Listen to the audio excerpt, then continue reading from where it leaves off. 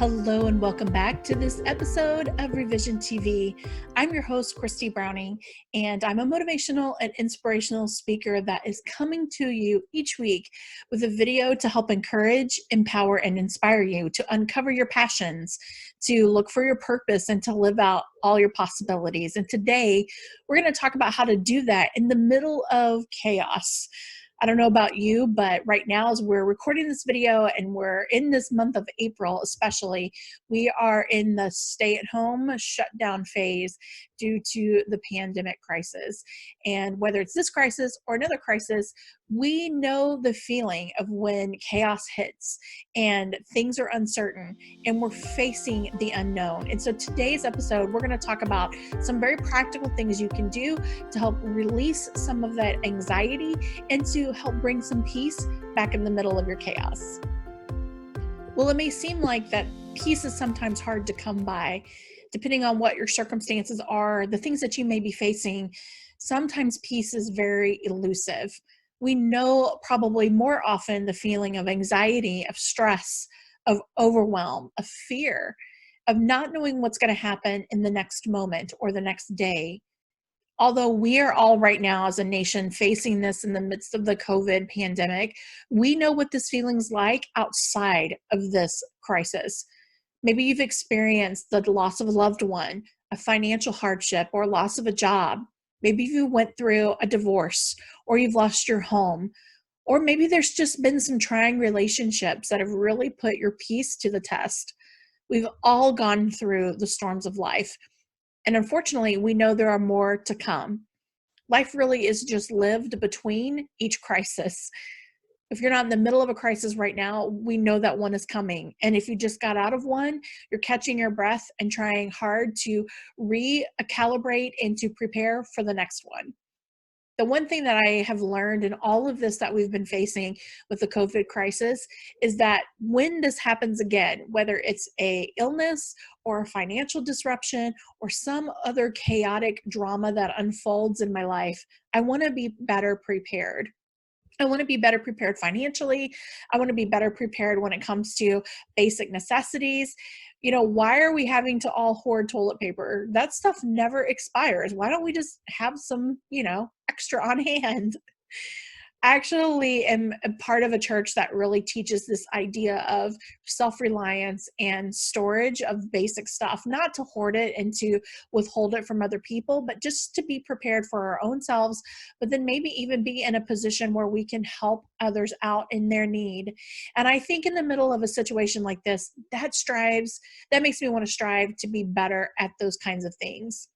But when it comes down to it, what we really are looking for is a way to have peace, to have calm. We really are working our way back to this sense of serenity. And in the middle of a storm, we're just like hanging on, waiting for the waters to smooth and the winds to stop blowing and the seas to become calm again. But sometimes those things are out of our control. We can't necessarily dictate when and how that's going to happen. We don't get to call the shots, especially in a global crisis like we're in right now. It's not up to us to determine when we can go back to work or our kids can go back to school. So much of it is out of our control. And I think that's the part that's most fearful, because we're not the ones calling the shots and we're not the ones that get to dictate what happens in our lives. And the surrender of control sometimes is what makes us feel really uneasy. It's also the fear of the unknown, of not knowing what's coming. I was really reminded of this idea of peace in the middle of a storm.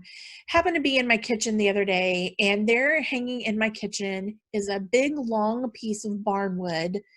And it's kind of one of these very poor attempts on my part to channel my inner Joanna Gaines and to create a super chic type of farmhouse feel in a house that is so not farmhouse. And if you know me, you know my gift is not in decorating. But I saw this really cool piece of barnwood. It was at a like a vendor event, and it was super cute. I thought it was the perfect piece to put in the spot in my kitchen. And it just so happens on the face of that piece of barnwood is the words, "It is well." And that is from a hymn that I grew up singing as a kid, and I'm sure you're familiar with it too. If you've spent any time in a church or around your grandma, you've probably heard the song, It Is Well. And the whole song is about this concept of when life is chaotic and it's not always known, when it's ups and downs, or you're catching life in the valley or on the mountaintop. No matter where you're at or what you're doing, always it is well with your soul because of our faith in a heavenly Father and in Christ. And so I love that hymn. It's just one of those hymns that we always loved singing in church. I can remember hearing my grandmother singing it. Just one of those all-time favorites, right? So it just seemed perfect to put that reminder in my kitchen. But it's been hanging there for a couple of years now. And it just so happened the other day I was standing in the kitchen looking at it, and I noticed that the S and the is on the sign is upside down. This is a handmade item that someone took a stencil and painted these words on the barnwood. But I noticed for the first time that the S is upside down. Now, the S is facing the right way, but if you look at a capital S, the top of the S is smaller and the bottom of the S is a little fatter, a little wider. And in this situation, it's reversed. And the heavier, fatter, wider part of the S is on top, and the smaller part of the S is on bottom. And I'm looking at it and I'm like, yep, that got painted upside down. But how perfect is that? Because in the storms of life, don't we feel that sometimes we're knocked upside down, that we are upended and uprooted and spun on our heads, and just we aren't certain of anything. We're left to the unknown.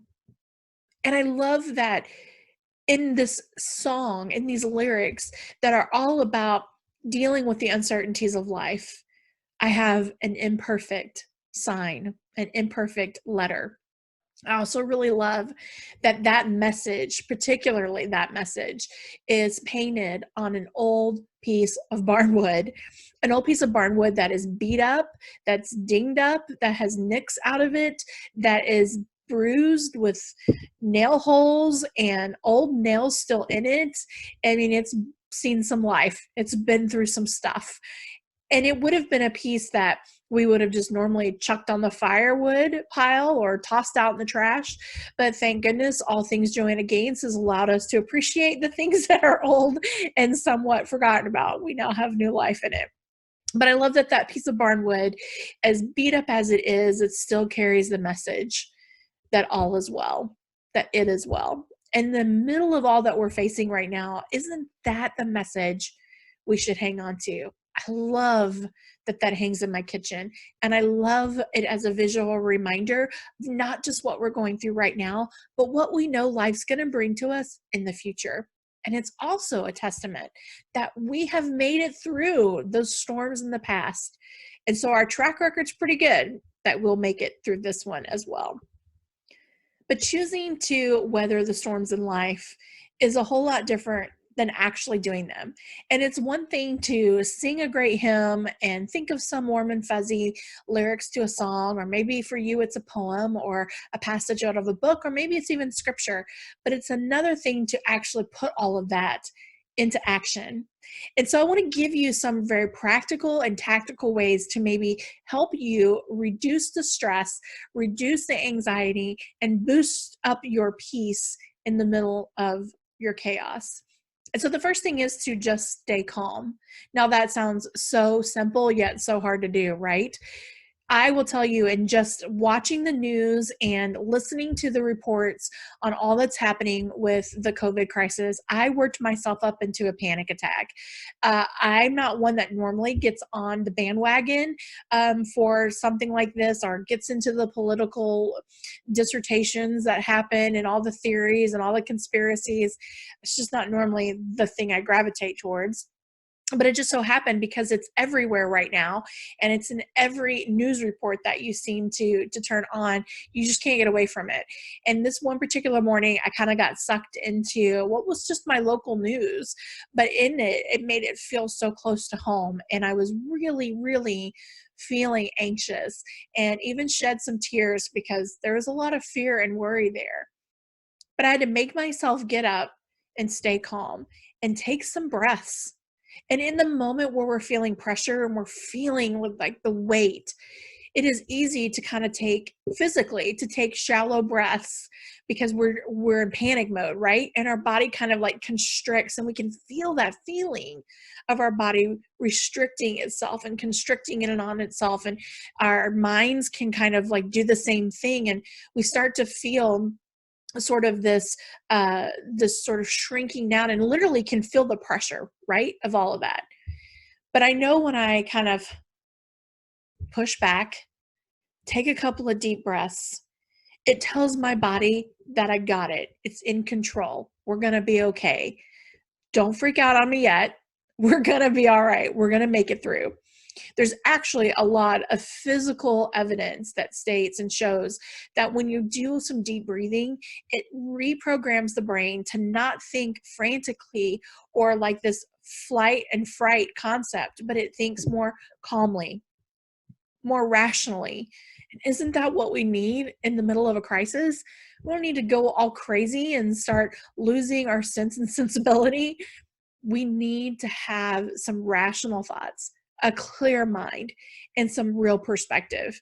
And so by staying calm, literally for me on that specific morning, it meant getting up off the sofa, turning off the TV, going out on my yoga mat, and deep breathing, literally stretching my body and taking in some deep breaths to help my physical body relax and release some of that tension. Now, if you are into like yoga and meditation and rest and relaxation tips, you probably know all of this, and you probably even have way more knowledge on the subject than I do, and have all kinds of tips that you can offer on the subject. I welcome those, so feel free to share those. At the same time, you may also know of some other things. Like I know people rely on essential oils and aromatherapy to help reduce anxiety and stress. And if you know those kinds of things work for you, those are tools in your toolbox. So go get those tools out and use them when you need it most to help reduce that stress, reduce that anxiety, and increase your peace and your calmness. Second thing that I did, especially on that morning, and I've caught myself doing this throughout this crisis especially, is I just had to disengage from all the noise and the drama. That particular morning when I was feeling really overwhelmed, I had to turn off the TV and like get away from the news sources, and get away from the news reports, and just step away from all of that. Because knowing all of the grim facts, while I completely believe in being informed, it wasn't going to change the outcome. It wasn't going to matter if I get this disease or this illness or if I don't. Knowledge, yes, is power, but it also can be debilitating. And it just was not what I needed in that moment. I needed to disengage. I actually took this last weekend and completely disengaged with my phone. I specifically left my phone in my office here at home. And when I went about picking up the house on Saturday and watching some movies with my family and even doing a little bit of work, I just stayed away from my phone. I didn't want to be bombarded by messages and notifications and social media stuff. I just needed to quiet the noise.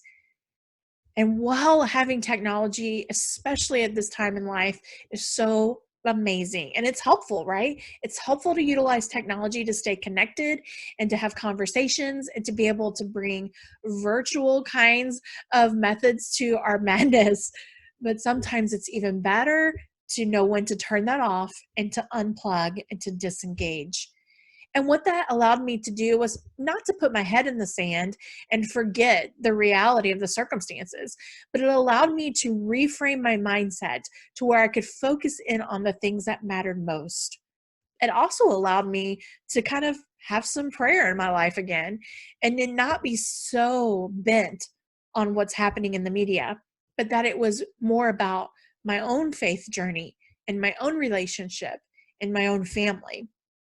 Our church actually had a call to action that this past Sunday, we would have a complete day of fasting. And that during that fast time, we would pray about this illness that's running rampant, this pandemic and this crisis, and that we would consider maybe upping our giving that week so that our church would have more resources to help others in need. And I loved the concept that we were all going to do that as a community, even though we weren't going to be together, but we were all doing that in our own homes. But that it really required us to disengage, to step away from the media, step away from technology. And yes, we were also stepping away from the kitchen table and not eating, but it allowed for just all of the presence that we've been in and the push and the pull of all that's happening to kind of fall silent for that little bit of time and to allow us to reframe our thoughts and our hearts. And so disengage from the drama.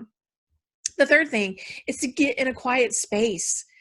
I've seen so many people in the middle of all of this that are out taking walks, that are moving their bodies and getting outside. And some of that they're spending kind of by themselves. And especially right now when we're being encouraged to socially distance, finding quiet time alone is encouraged almost.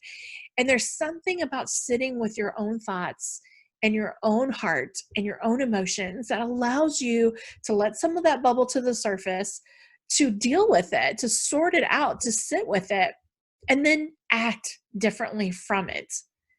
I know in the hurry and scurry of life, sometimes I don't even allow myself to stop and recognize how I feel about a certain situation or a certain problem.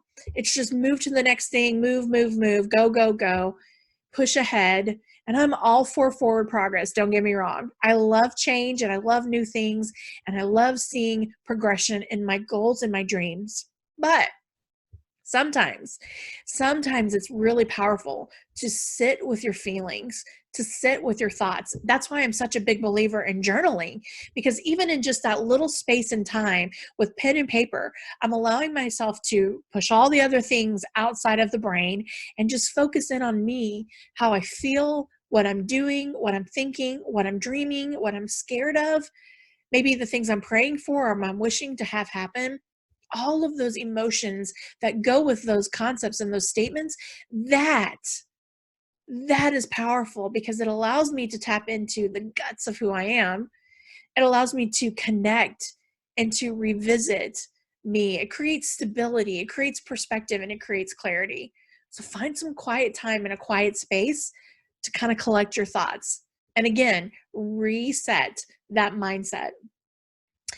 The other thing I do is I like to play worst case scenario. Now, this is a real tempting thing to do that just ends with just the worst case scenario.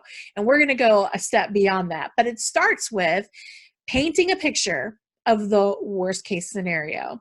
What is the worst case of my fear of this thing is going to happen, or this is how things are going to unfold? We tend to do this quote unquote game a lot when I coach women in business, and they're kind of fearful of maybe stepping out into something new or taking on a new challenge. And I tell them, what's the worst case scenario? What is the worst possible thing that's going to happen here? And we paint that out in detail.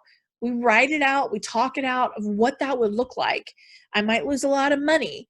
I might, give up my job and then have to figure out how to go back to work. I might disappoint my family. I may look like a failure.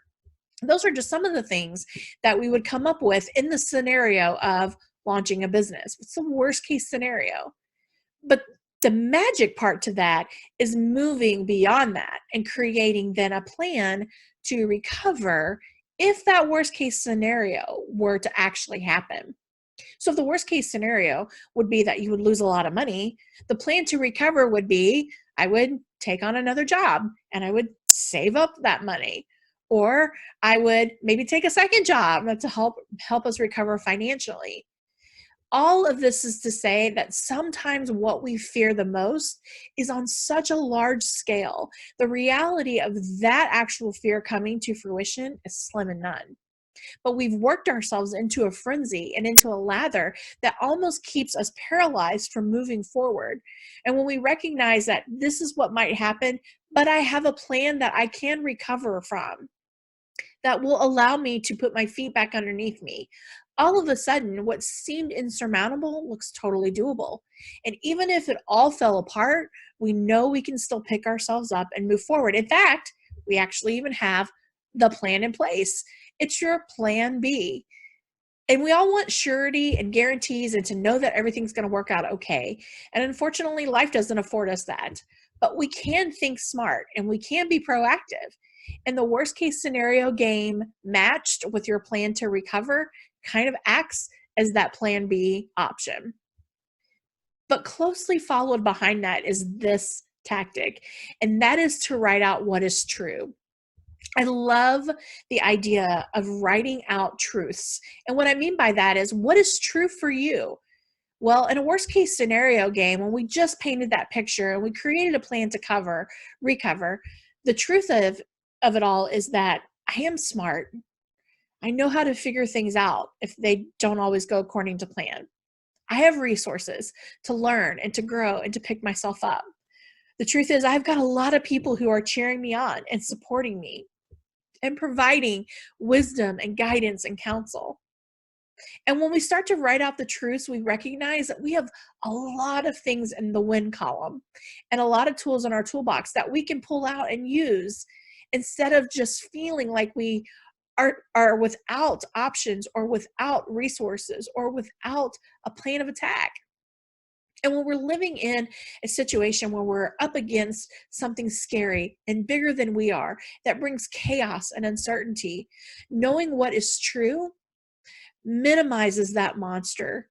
It brings it down to our level, especially when we're facing a pandemic like we are in this moment. The truth of the matter is that the percentages maybe work in your favor. Maybe you're not a high risk person that is likely to have detrimental effects because of the illness. But there are other truths, like we have a really amazing healthcare system. While it may be flawed and it may be perfect, we have that going for us. We have friends and family who would support us and fill in the gaps if we needed to step away and be better and get healthy and recover. Even though in our house we've faced some drama and some chaos because of all of this, not that any of us have been sick, knock on wood, and honest to goodness, thanks to our Heavenly Father for keeping us healthy and protected. But we have experienced the fact that my husband got laid off. And that's kind of scary and uncertain. And if you sit and only think about that, it does strike panic because immediately we're thinking, how are we going to pay our bills? How are we going to buy groceries? How are we going to maintain our lifestyle when this has happened? And it seems out of our control. But then I immediately go to the truths. And I know that we can revamp our budget and we can scrape by, that I can work harder in my business and maybe generate more income. The truth is that we have a support system that would help us if we needed something and we were going without food or without being able to pay our bills. We have family, we have friends, we have a church. We know that we'll be provided for. And then the other layer of truth comes from my personal belief system and my own faith system. And you can chalk this up to pie in the sky thinking or religion being a crutch, but I know it to be true. And that is that this particular chaos, this particular storm is not caught, my God, by surprise. In fact, so many of the news reports have pointed to previous illnesses and pandemics and different kinds of health-related scares and fears that we've already lived through. And we can even name some of them in our own lifetime that we've seen us already combat. So I have no doubt that history, yes, repeats itself, but the other part of history that repeats itself is that we will make it through and that we will get through. And while this doesn't mean to diminish the weight and the severity that we should all be treating this illness with, like we should definitely be following the guidelines and the protocols that are issued to us, but we also can have a hope. We also can look for the light at the end of the tunnel, and we can know that we will make it through. My faith has taught me that not only that my God is bigger than all of this, that he is a place of refuge and a place of strength and a place of comfort, but it also promises me that even if all things fail, nothing separates me from him. And so should I find that my passing is part of this pandemic, then it means that the truth is my eternal life is with him. And that is a great part of peace that allows me to feel stronger and more at ease in the middle of this situation. I want to leave you with this little analogy that I have gone back to over and over again in my life. And it's a story about these two men who build houses. And this is a story taken from the Bible that Jesus actually used to teach a lesson to those who were listening. And I love this specific takeaway. So here's the story first. The story is that there's a man who builds a house on sand, and there's a man who builds a house on rocks. And on the man who builds the house on the rocks and the man who builds the house on the sand, I like to imagine that they're near each other. They can see each other's house and they can see each other building their house. And they both build a house. There's nothing different about it, except for one's on sand and one's on rock. And we go on to read in the story that floodwaters come and heavy rains drenched both of their homes. The floodwaters rose and rose and rose and rose. And eventually the floodwaters wiped the house that was built on sand. It washed it away. It wiped it out. And the house that was on the rock stood firm. And it was because the foundation that they were built on allowed for the one to withstand the rising floodwaters and the other to not. Now, there's so many parallels that you can take out of this story, and especially when we're talking about the storms of life. We know that if our firm foundation is built on truth and on God, we're more likely to withstand that than someone who builds it on fleeting passings of the world. But here's the thing I love most about the story. The person who built their house on the rock and the person that built their house on the sand, both of them experienced the floodwaters. Both of them got wet. Both of them felt the rain, and both of them felt the pressure of watching those floodwaters rise. They both knew the water level was going up and that there could be a chance that both of their houses would get washed away.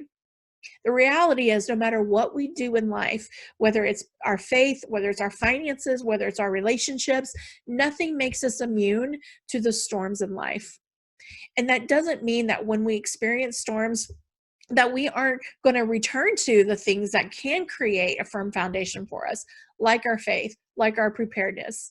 But it also means that we will get wet too. We will experience storms and we will see the rising floodwaters. And that may cause some panic in our heart, but we do have some specific things we can do to help us weather that storm, to help us withstand the pressure of it, and to come out on the other side to see a bright sunny day.